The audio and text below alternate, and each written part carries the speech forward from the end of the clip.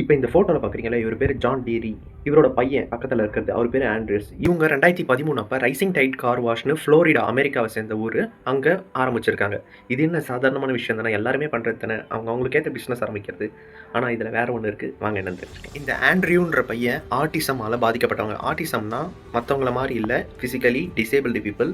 மன வளர்ச்சியில கொஞ்சம் மத்தவங்கள கம்பேர் பண்றப்ப கொஞ்சம் வேற மாரி இருக்கவங்க. அவங்க டிகிரிய முடிச்ச உடனே அவங்களுக்கு எங்கேயுமே வேலை கிடைக்கல. அவங்க இப்படி இருக்காங்கன்ட்டு. அத பார்த்து அவங்க தந்தையும் அவரோட அண்ணன் டாம்னு இன்னொருத்தரும், அப்பாவும் பெரிய பையனும் நம்ம தம்பிக்கு இப்படி இருக்கிறதால தான் வேலை கிடைக்கலன்ட்டு அவன் மனம் உடைஞ்சிடக்கூடாதுன்ட்டு நம்மளே ஏன் ஒரு பிஸ்னஸை உருவாக்கக்கூடாது அப்படின்ட்டு ஆரம்பிச்சது தான் இந்த கார் வாஷ். ஆரம்பிச்சது மட்டும் இல்லாமல் அவனை மாதிரி பாதிக்கப்பட்ட எல்லா பசங்க எவ்வளோ பேர் இருப்பாங்க வயசானவங்க பசங்க, அந்த மாதிரி 80 பேருக்கு மேலே அங்கே வேலை போட்டு கொடுத்துருக்காங்க. அவங்க கிட்ட மொத்தம் எம்ப்ளாயி 92 பேர், அதில் 80 பேர் இந்த ஆட்டிசமால் பாதிக்கப்பட்டவங்க. இந்த மாதிரி இருக்க இவங்களுக்கு 40 வகையான டிஃப்ரெண்ட் டைப்ஸ் ஆஃப் ட்ரைனிங் கொடுக்குறாங்களாம். விஷுவலி அவங்க அந்த வேலையை புரிஞ்சுக்கிற மாதிரி. இன்னைக்கு ஃப்ளோரிடால ஏகப்பட்ட பிரான்ச் அவங்களுக்கு இருக்குது. நல்லபடியாக பிஸ்னஸ் போயிட்டு இருக்கு. அவங்க பையனுக்கு மட்டும் இல்லாமல் அவரை மாதிரியே இருக்க நிறைய பேருக்கு வணிக ரீதியாக நல்லது பண்ணிட்டு இருக்காங்க. அவங்க நல்லா இருக்கட்டும். ஸோ இந்த விஷயத்தை உங்ககிட்ட ஷேர் பண்ணணும்னு நினச்சேன். பார்ப்போம்.